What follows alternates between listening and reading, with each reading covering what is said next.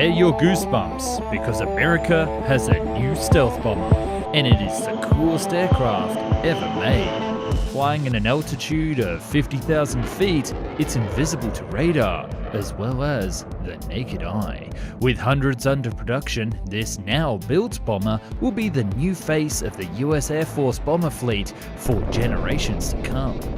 And if it hadn't been built, Northrop Grumman might have to walk away from military aircraft forever. This is the incredible next-generation bomber and the tale behind it, the B-21 Raider. Less than a day ago, Northrop Grumman revealed the brand new B-21 Raider. Now, much of this project was known to the press, and thanks to program specifications, rumors, and expert analysis, we have a pretty good picture of what it is. But this is the first time that the aircraft has actually been wheeled out of the hangar and into the public eye. And so some of this video might be slightly off, including any 3D that we have done ahead of time. After all, we couldn't exactly nail this aircraft without seeing it. This is what we know about its performance so far and how it compares to its predecessor, the B-2 Spirit. It will be able to fly up to an altitude of 50,000 feet, the same as the B-2, and potentially up to a higher 70,000 feet, putting it out of reach of most other aircraft. But unlike the B-2, it has a much lower armament, being half the size and carrying only around 30,000 pounds of weaponry. The reason for this was to go the quantity route rather than the quality, which will make a ton more sense later in the video when we talk about how this amazing aircraft was built. Interestingly, during the procurement phase, it was recommended that this bomber be a UAV and piloted remotely. But as it has a nuclear mission, generals were reluctant to take pressing the button out of human hands. Now, fascinatingly, the real-life version that was revealed was actually painted white. Or so what we're led to believe. It might be paint, or perhaps a state-of-the-art camouflage material that is next-generation stealth coating for military aircraft, like we saw with the Chrome Raptor. Plus, there are no visible seams on the aircraft shown in the unveiling ceremony, possibly suggesting a new advanced material that allows sensors, communication antennas, and air data systems to be built directly into the airframe. This stealth bomber also has a fully digital platform, meaning all the components can be swapped out and upgraded at any time. No decade refurbishments or advancements, but simple updates that are added now and again. We also didn't see the back of the plane, so the propulsion is practically unknown at this point. Whilst it's very strongly hinted that it has two engines fed by the two dorsal intakes, it's not out of the question that there are actually 4 engines on board. Again, everything about this jet is classified. Now, you're probably wondering, Nick, why on earth is the US military even showing the world this new aircraft if it's supposed to be a classified stealth bomber?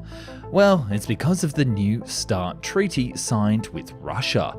If a new nuclear-capable strategic bomber enters the game, disclosure is needed. In fact, Russia could even demand to see the plane at the base under the rules. And so if we're telling all to Russia, we might as well let the public know too. Although we can't rule out that it's a great opportunity as well for America to roll out some badass new plane and show the world that they're still mighty and kicking. And the best part is, this jet is cheap. At $692 million US per plane, it's the cheapest new bomber for America in a long time, and employing well over 5,000 new engineers to build the 100-strong fleet at Northrop Grumman. It's a fantastic push for the world of aviation. So how did we get here? Let's deep dive and recap the incredible journey of the B-21. In mid-2009, the US government realized that it had a serious problem with its bomber fleet. So far, they had the indispensable 50-year-old B-52 for ground pounding, the B-1 Lancer for quick strikes, and the B-2 Spirit for stealth attacks. The issue was, the B-2 Spirit was supposed to be the replacement of the B-1, as well as the B-52, but it was far too expensive. Coming at the cost of $2 billion each, only 1/6 of the fleet of 132 aircraft were ever built. This bomber gap meant that by 2037 there would be a huge shortfall in capacity and capability of the US Air Force as these aircraft were retired. The military thus had two paths forward: restart the awfully expensive B-2 fleet or build a brand new aircraft. The Air Force decided that both a manned and unmanned long-range strike bomber would be required going forward, and that could perform intelligence gathering, surveillance and reconnaissance, as well as sending an arsenal of freedom anywhere in the world. But it would also have the strict requirements that this new aircraft be affordable enough to produce in the numbers to replace the aging, older bomber fleet, and to be made out of existing technology so it could be created as quickly as possible. But getting the funding for this aircraft would prove to be much harder than initially thought. To beat the upcoming bomber gap and build a new fleet of 100 aircraft, timing was of the essence, and the US Air Force needed a ton of money fast. We've got to have money. In 2012, the Obama administration planned an expenditure of $3.7 billion for this next-generation bomber project, but politics being politics, it was stonewalled as too expensive and that there wasn't an urgent threat for this aircraft. To overcome this, the US Air Force looked at ways to cut down the costs of the program. Components such as engines and radars could be bought off the shelf or simply taken from the existing F-35 program. They also did something rather clever. The Air Force asked for far more resources than needed, approximately $292 million in 2011, so when the eventual budget cuts came, the bomber could continue. Finally, in August of 2013, the project got its allocation thanks to a reduced program requirements and difficulties in the F-22 Raptor program, showcasing an ability gap in the current Air Force. But believe it or not, it was the rise of China that finally got the budget on the table. Experts believe that China would overcome the stealth of the B-2 bomber by the year 2020, and stealth was America's pride and joy. And as the B-21 was a stealth bomber, it would be given all the money required to keep that edge against the Asian rival.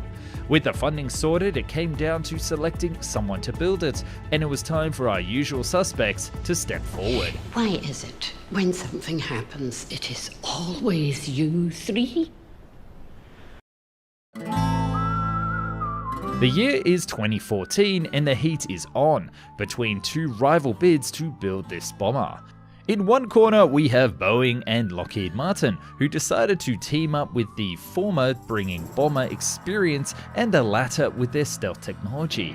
And in the other corner was Northrop Grumman, who was still riding on the success of the B-2 Spirit. Now, this was a bigger deal than you might think. With fewer Air Force projects going forward and bigger gaps between contracts, whoever lost this program might have to shut down their military production lines forever. What's fascinating at this point is that there were actually two proposals for this bomber, but as it is all top secret, we only have rumors to what the Boeing-Lockheed proposal actually was. This concept was believed to be a much longer delta wing shape with an extended nose like the SR-71. It would have two dorsal fin engines on top, and it would have a similar capacity and range as the Northrop concept. Boeing & Co. got as far as flying a smaller demonstrator in Texas of 2014, adding much to the rumors of UFOs in that area.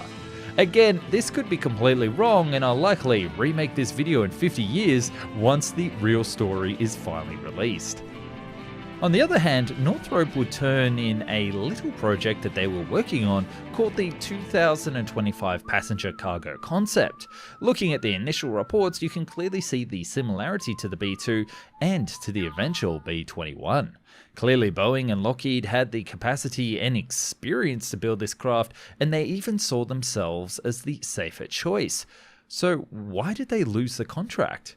Well, it turns out that Boeing bit the hand that feeds them with a little-known story called the Boeing Next Gen Tanker. Long story short, Boeing's mishandlement of the refuel fleet and embarrassment in failing to meet the deadlines made the Department of Defense cautious to even consider them. It's from here that our story goes quiet and very little was hinted at. The Air Force would release several renderings of the B-21 leading up to the eventual reveal that showed it as a smaller, more flexible B-2 bomber. After all, it makes sense. It's supposed to be cheaper, deliver nuclear weapons, fit into normal hangars, and utilize existing technology. And with the B-2 being the last advanced bomber, it just makes sense that Northrop Grumman, who built it, won the award. And there you have it. America has a new bomber fleet on the way, one that is far under the existing cost of previous generations and will keep the US freedom delivering for many years to come. Oh, and if you're waiting for a shot of it taking off into the sky, I'm afraid you'll have to wait until next year.